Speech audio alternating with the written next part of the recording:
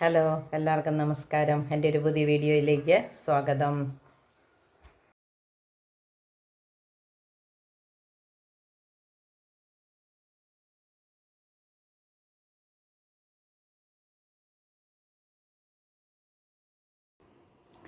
ഈ കൂണ് എൻ്റെ പേര് അറിയാമോ? ഇത് പാവക്കൂണല്ല. കണ്ടാൽ പാവക്കൂണ് പോലെ ഇരിക്കും, പക്ഷേ ഇതുകൊണ്ട് ഇതിന് ചില വ്യത്യാസങ്ങളൊക്കെ ഉണ്ട്. വെള്ള നിറമാണ് ഇതിന്. പാവക്കൂണിന് ഇച്ചിരിയുടെ ഒരു ബ്രൗൺ നിറമാണ്. ഈ കൂണിൻ്റെ ഈ പുറത്തോടെയൊക്കെയുള്ള ഇത് സാധനങ്ങളൊക്കെ കളയണം. ഇതിൻ്റെ ഇവിടെ ഒരു വള പോലെയുണ്ട്, ഇതുകൊണ്ടൊരു വട്ടം. അതൊക്കെ വിഷാംശമുള്ളതാണെന്ന് പറഞ്ഞത്. ഇതുണ്ടോ, ഇതാണ് ഇതിൻ്റെ ലക്ഷണം. എല്ലാത്തിനും ഇങ്ങനെ ഈ കുട പോലെ നേരെ കുട മടക്കി വെക്കുന്ന പോലെ ഇരിക്കുമ്പോൾ, ആ മൊട്ടായിട്ടിരിക്കുമ്പം ഇത് രണ്ടും കൂടെ ചേർന്നിരിക്കുന്ന ഇതാണ്. അത് കഴിഞ്ഞിട്ട് ഉണ്ടോ, വിടർന്ന് കഴിയുമ്പോഴും ഇതങ്ങനെ തന്നെ ഒരു കളറിലിരിപ്പുണ്ട്. അതൊക്കെ കളഞ്ഞ് സൂക്ഷിച്ച് വൃത്തിയാക്കി വേണം ഈ കൂണ് പാകം ചെയ്യാൻ. ഇതുണ്ടോ, ഇങ്ങനെയാണിത് ക്ലീൻ ചെയ്യുന്നത്. ഇതിൻ്റെ അരികിൽ കണ്ടിച്ച് കളയണം. പിന്നെ നടുക്കുന്ന ഇങ്ങനെ പൊളിച്ച് കളയണം.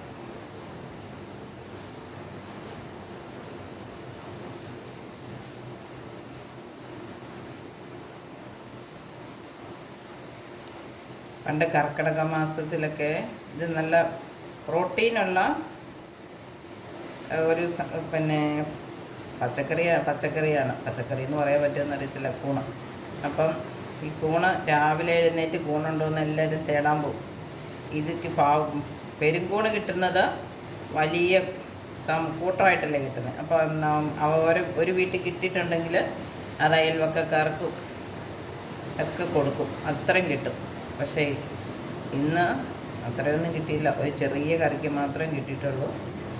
എങ്കിൽ പോലും ആ പഴയ ഓർമ്മ വെച്ച് കളയാൻ തോന്നുന്നില്ല. അതുകൊണ്ട് കറി വെക്കുമ്പം ഇതിൻ്റെ തണ്ടും വൃത്തിയാക്കി എടുക്കാവുന്നതാണ്. കണ്ടോ, തണ്ടിൻ്റെ പുറത്തുള്ളതെല്ലാം ഇങ്ങനെ ചീകി കളയണം. ഈ ബ്ലാക്ക് ബ്രൗൺ കളറിലൊക്കെ ഉള്ളതാണ് വിഷാംശം എന്ന് പറയുന്നത്.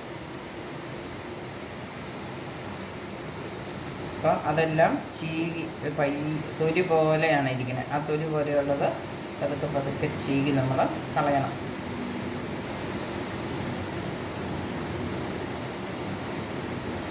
എന്നിട്ട് പിന്നെ അത് ചെറുതായിട്ട് നീളത്തിൽ കീറിയിട്ട് അരിഞ്ഞെടുക്കണം. കൊടയുടെ മുകളിലുണ്ടായിരുന്നതും അതുപോലെ തണ്ടിൻ്റെ മുകളിലുള്ളതും എല്ലാം അഴുക്കും കളഞ്ഞു.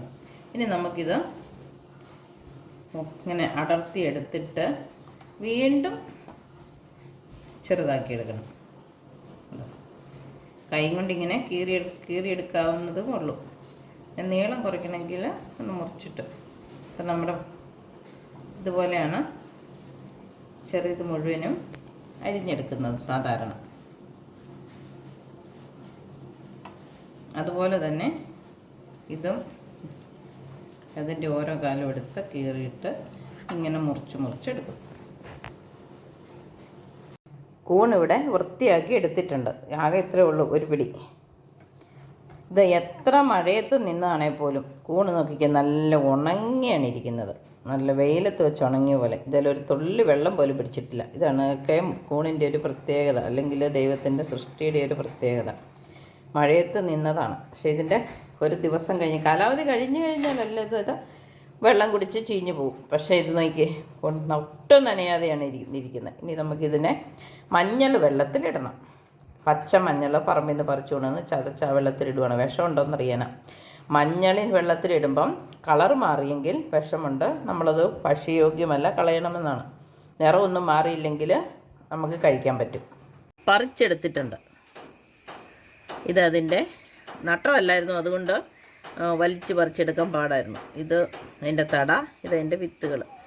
ഇത്രയൊന്നും അല്ല, നട്ടിരിക്കുന്നത് പറിച്ചാൽ വലിയ വിത്തുകൾ കിട്ടും.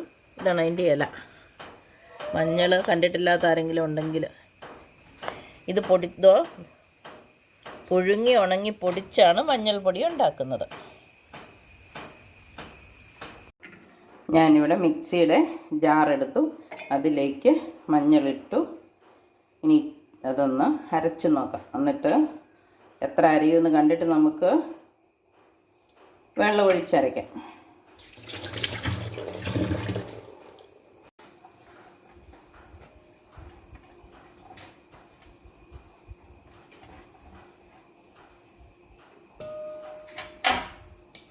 കൂണിനെ ഞാൻ ഈ ഒരു പാത്രത്തിലേക്ക് മാറ്റിയിട്ടുണ്ട്. അരച്ച മഞ്ഞൾ ഇതിനകത്തേക്ക് അരിച്ചൊഴിച്ച് നോക്കാം, കളർ മാറുന്നുണ്ടോ, കൂട്ടാൻ പറ്റുമെന്ന്. ഇതാണ് ഞാൻ അരച്ചെടുത്തത്. ആദ്യം അരച്ചപ്പോൾ ഞുറുങ്ങി കിടന്നു, പിന്നെ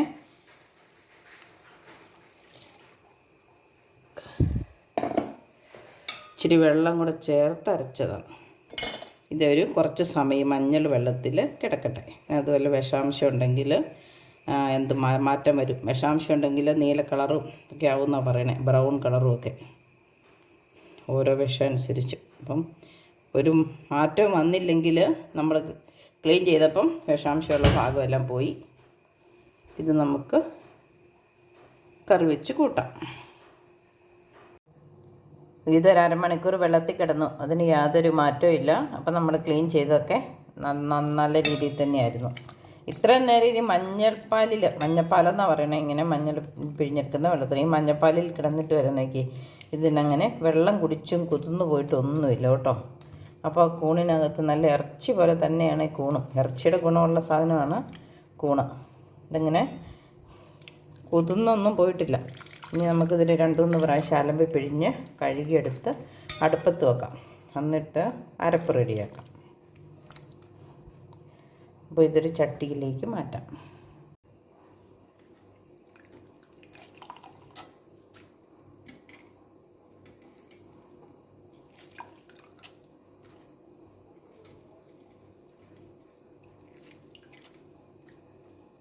ഒരു 2-3 പ്രാവശ്യം ഇങ്ങനെ കഴുകാം.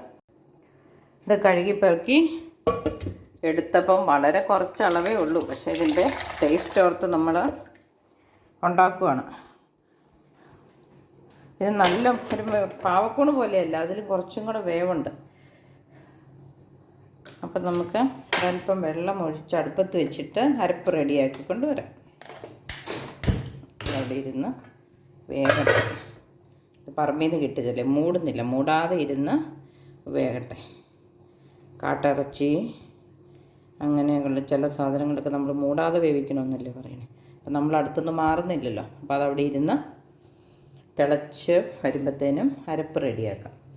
അരപ്പിന് മിക്സിയുടെ ജാറ് കഴുകിയെടുത്തിട്ടുണ്ട്. ഇനി അതിലേക്ക് തേങ്ങ,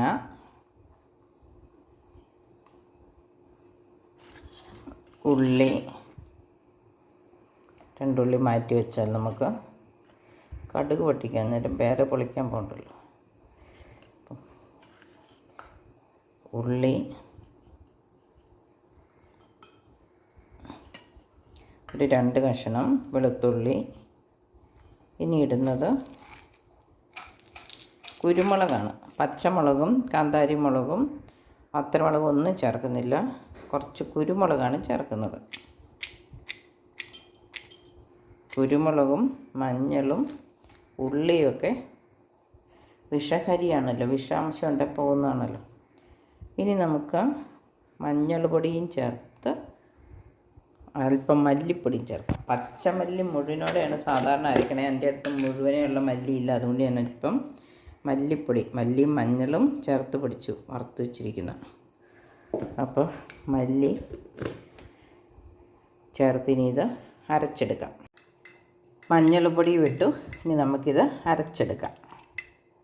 നമ്മുടെ കൂൺ ഇവിടെ വെന്തുകൊണ്ടിരിക്കുകയാണ്, കണ്ടോ. ഇത് പാവക്കൂണ് പോലെ കുറഞ്ഞു പോവുകയില്ല. ഞാൻ ഇച്ചിരി ഉപ്പിട്ടു.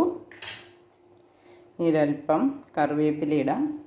ഇനി അരപ്പ് ഇവിടെ റെഡി ആയിട്ടുണ്ട്, നമുക്ക് അരപ്പും ചേർക്കാം. സാധാരണ തോരനൊക്കെ അരയ്ക്കുന്നതിനെക്കാട്ടിലും അല്പം കൂടെ അരച്ചിട്ടുണ്ട്, മല്ലിയും കുരുമുളകും ഒക്കെ അല്ലേ എന്ന് വെച്ചാൽ പുളിശ്ശേരിക്ക് അരയുന്ന പോലെ അത്ര. ഇനി നമുക്കതൊന്ന് ഈ അടപ്പും ഇതും കൂടെ ഒന്ന് കഴുകി ഒഴിക്കാം. ഇപ്പോൾ കറിയാക്കിയിട്ടുണ്ട്.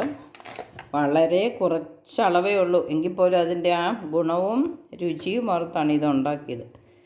കൂണെന്ന് പറഞ്ഞാൽ നല്ല ടേസ്റ്റുള്ള സാധനമല്ലേ. പിന്നെ കൂണ് കൂട്ടി നമ്മൾ ചോറോ ഉണക്കക്കപ്പയോ, പണ്ടൊക്കെ ഉണക്കക്കപ്പയ്ക്ക് മീനില്ലാത്തപ്പം പെരുങ്കൂണൊക്കെ കിട്ടുമ്പോൾ നല്ല സൂപ്പറായിട്ട് ചാറ് വെച്ചിട്ട് ഉണക്കക്കപ്പയും ഈ കൂണ് ചാറും കൂടെ കൂട്ടുമായിരുന്നു. ഇത് തന്നെ വറുത്തരച്ചും വയ്ക്കും കേട്ടോ. തേങ്ങ വറുത്തരച്ചും വയ്ക്കും. വറുത്തരച്ച് വത്തരമുളകും മല്ലിയും കുരുമുളകും ഒക്കെ ചേർത്ത് വെളുത്തുള്ളി ഇട്ട് ഇറച്ചി വയ്ക്കുന്ന പോലെ. പുളി പിഴിഞ്ഞ് തീയൽ പോലെയല്ല, ഇറച്ചി വയ്ക്കുന്ന പോലെ. ഇറച്ചിയുടെ ഗുണമുള്ളതല്ലേ. അപ്പോൾ ഇതിൻ്റെ ഗുണം അതുകൊണ്ട് ഇത് ചോറിൻ്റെയൊക്കെ കൂടെ കൂട്ടുമ്പോൾ ഇത് മാത്രം കൂട്ടിയാൽ മതി എന്നാണ് പറയണേ. ചില ഫുഡുകളുമായിട്ട് ഈ കൂണിന് റിയാക്ഷൻ ഉണ്ടാകും. അപ്പം നമ്മുടെ വയറ്റിൽ അപ്പോൾ വിഷാംശം ഉണ്ടാവും, റിയാക്ഷൻ ഉണ്ടായി. അപ്പം കൂണും പന്നിയിറച്ചിയും കൂട്ടരുത് അങ്ങനെയൊക്കെ പറയും. കൂണും മീനും കൂട്ടരുത്. അപ്പം വയറ്റിൽ പിന്നെ നമുക്ക് ഫുഡ് പോയ്സണൊക്കെ വരാൻ സാധ്യതയുണ്ട്. അപ്പം കൂണ് കഴിക്കുമ്പം ചോറിനും കപ്പയ്ക്കോ ഒന്നും കുഴപ്പമില്ല, അതിൻ്റെ കൂടെ കൂണ് മാത്രം കറിയായിട്ട് കൂട്ടുക. കൂണ് കൂട്ടുന്ന കൂട്ടത്തിൽ വേറെ ഒത്തിരി കറികളുടെ കൂടെ കൂൺ കൂട്ടരുത്. കൂൺ കറി മാത്രമായിട്ട് കപ്പയും ചോറുമൊക്കെ കഴിക്കാം. ഇതൊക്കെ ഒരല്പം നമ്മുടെ അവിടെ ഇരുന്നുകൊണ്ട് പറ്റട്ടെ. അന്നേരത്തിന് നമുക്ക് ഇതിനകത്ത് ഇച്ചിരി കടുക് പൊട്ടിച്ചിടാം. ഉപ്പുണ്ടോയെന്ന് ഞാൻ നോക്കിയില്ല, കാരണം കൂണല്ലേ നല്ലപോലെ വെന്തിട്ട് നോക്കാമെന്ന് ഓർത്തുകൊണ്ട് ടേസ്റ്റ് നോക്കിയേയില്ല. ഇനി വേണമെങ്കിൽ നോക്കാം. കൂൺ സാധാരണ അരമണിക്കൂറൊക്കെ വേകണമെന്നാണ് പറയുന്നത്.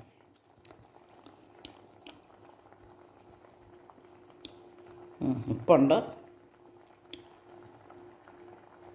ഒരല്പം, പറ്റായിട്ടുണ്ട്. ഇനിയിപ്പോൾ അരമണിക്കൂറൊക്കെ ആയിട്ടുണ്ട് ഇത് വേവിക്കാൻ തുടങ്ങിയിട്ട്.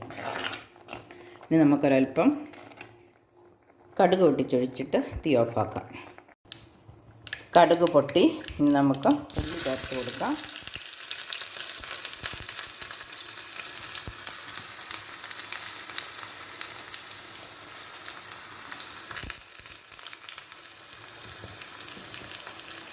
കറിവേപ്പിലയും ഇടാം. അതിനൊരു പഞ്ഞമില്ലാത്തതുകൊണ്ടും നല്ല വിറ്റമിൻ ഉള്ളത് കൊണ്ടും നമുക്ക് ചേർത്തേക്കാം.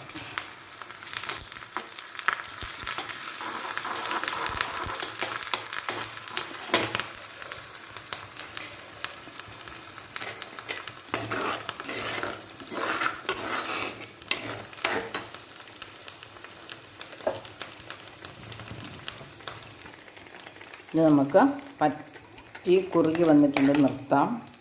അല്ല ഇനി അവിടെ ഇരുന്ന തീയൽ പോലെ എണ്ണ തെളിഞ്ഞ് വരുന്നു വരും, പച്ചത്തേങ്ങയാണെങ്കിൽ. ഇനി ഇതും കൂടെ ഒഴിച്ച് നിർത്താം.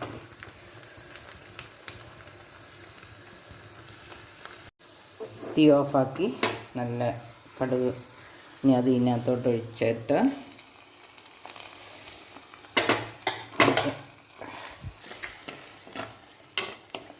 ഒന്ന് ഇളക്കി യോജിപ്പിക്കാം. നമുക്ക് ഇതിപ്പോൾ എന്തിൻ്റെ കൂടെ വേണേലും കഴിക്കാൻ പാകത്തിനുള്ള ഒരു കറിയായിട്ടായിരിക്കും. നല്ല ടേസ്റ്റി ആയിട്ടുള്ളൊരു പെരുങ്കൂണ് കറി. പാവക്കൂണല്ല, പെരുങ്കൂൺ. പാവക്കൂണ് പോലെ കുറഞ്ഞു പോവുകയല്ല കേട്ടോ ഇത്. പാവക്കൂണാണ് ഇത്രയും വെച്ചെങ്കിൽ ഒരു സ്പൂണേ കാണുന്നുണ്ടായിരുന്നു. പെരുങ്കൂണായതുകൊണ്ട് നമ്മൾ വെച്ചിടത്തോളം തന്നെ അളവുണ്ട്. അപ്പോൾ വിരുദ്ധാഹാരങ്ങളൊന്നും ഇല്ലാതെ ഇത് തന്നെ കൂട്ടി നമുക്ക് കഴിക്കാം. കൂണിന് ഒത്തിരി വിരുദ്ധാഹാരങ്ങൾ, പന്നിയിറച്ചി, മീനൊക്കെ ഉണ്ട്. അതൊന്നും ഇല്ലാതെ കൂണും പെരുങ്കൂണ് ചാറും ചോറും കൂടെ ഉണ്ണാം. അപ്പം എൻ്റെ വീഡിയോ ഇഷ്ടപ്പെട്ടെങ്കിൽ, അല്ലെങ്കിൽ ഇതിൽ നിങ്ങൾക്ക് എന്തെങ്കിലും അറിവ് ലഭിച്ചെങ്കിൽ എൻ്റെ ചാനൽ ലൈക്ക് ചെയ്യുക, ഷെയർ ചെയ്യുക. ഇതുപോലെയുള്ള വീഡിയോകളുമായിട്ട് ഞാൻ ഇനിയും വരുന്നു.